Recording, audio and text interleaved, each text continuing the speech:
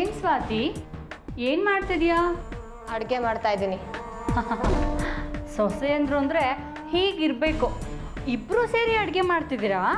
ಹೌದು, ನಾನು ನಿರುಷಾ ಇಬ್ಬರು ಒಟ್ಟಿಗೆ ಅಡುಗೆ ಮಾಡೋಣ ಅಂತ ನಿರ್ಧಾರ ಮಾಡಿದ್ದೀವಿ. ನಿಮ್ಗೇನಾದ್ರು ಕಷ್ಟ ಆದರೆ ನೀವು ಊಟ ಮಾಡದೆ ಇಡ್ಬೋದು. ಅಯ್ಯೋ, ನಂಗೆ ಯಾಕೆ ಕಷ್ಟ ಆಗತ್ತೆ?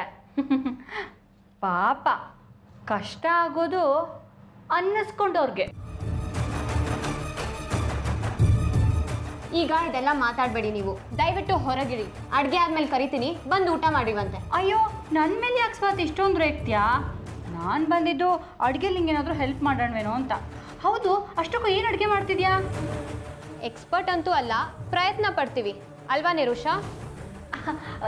ನಾನು ಅದಕ್ಕೆ ಬಂದಿರೋದು ಸ್ವಾತಿ.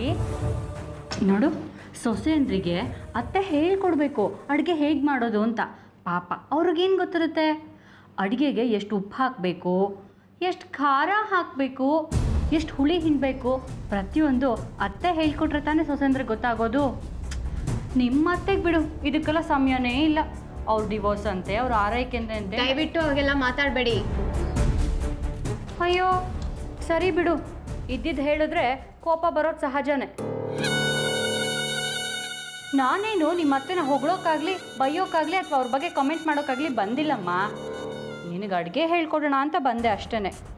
ಎಷ್ಟಕ್ಕೂ ಏನು ಅಡುಗೆ ಮಾಡ್ತಿದ್ಯಾ?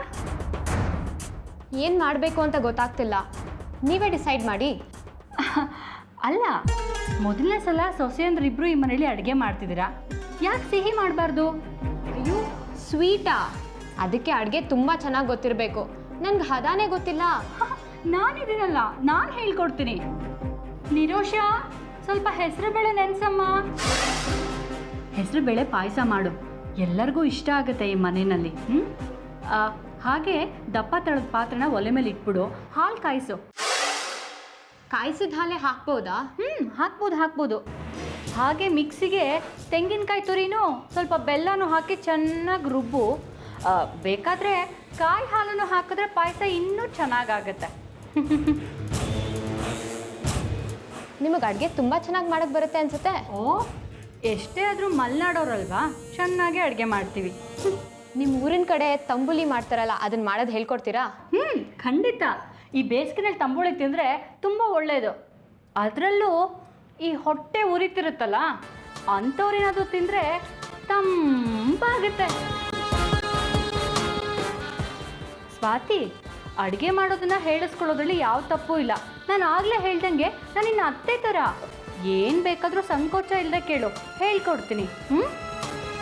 ಆದರೆ ಎಷ್ಟೇ ಅನ್ನಿಸ್ಕೊಂಡ್ರು ಏನೇ ಆದ್ರೂ ಮರ್ಯಾದೆ ಬಿಟ್ಟು ಅಡುಗೆ ಮನೆಯಲ್ಲೇ ಕೂತಿದ್ರು ನೋಡು ಊಟಕ್ಕೆ ಅಂತ, ಅಂಥೋ ಸಂಕೋಚ ಪಡ್ಬೇಕಷ್ಟೆ.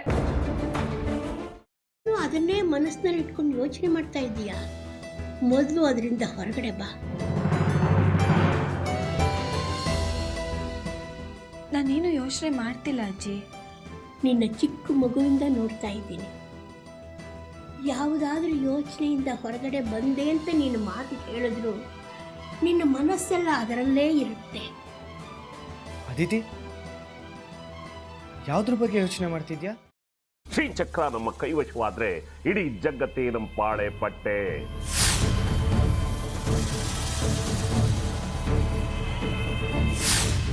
ನಾವಿದೀವಲ್ಲ, ನೀವು ಯಾಕೆ ಚಿಂತೆ? ನಮ್ಮ ಆಸೆಗಳೆಲ್ಲ ಪೂರೈಸುತ್ತೆ. ಅದಕ್ಕೆ ನಾನು ಹೇಳಿದ್ದು ನಮ್ಮ ಜೊತೆ ಕೈ ಜೋಡಿಸು ಅಂತ.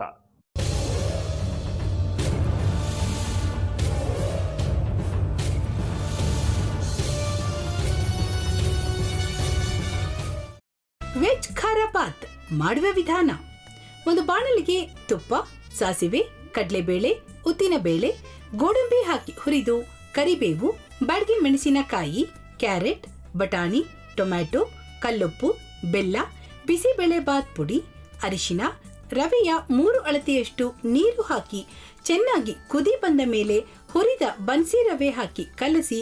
ಈಗ ವೆಜ್ ಖಾರ ಬಾತ್ ಸವಿಯಲು.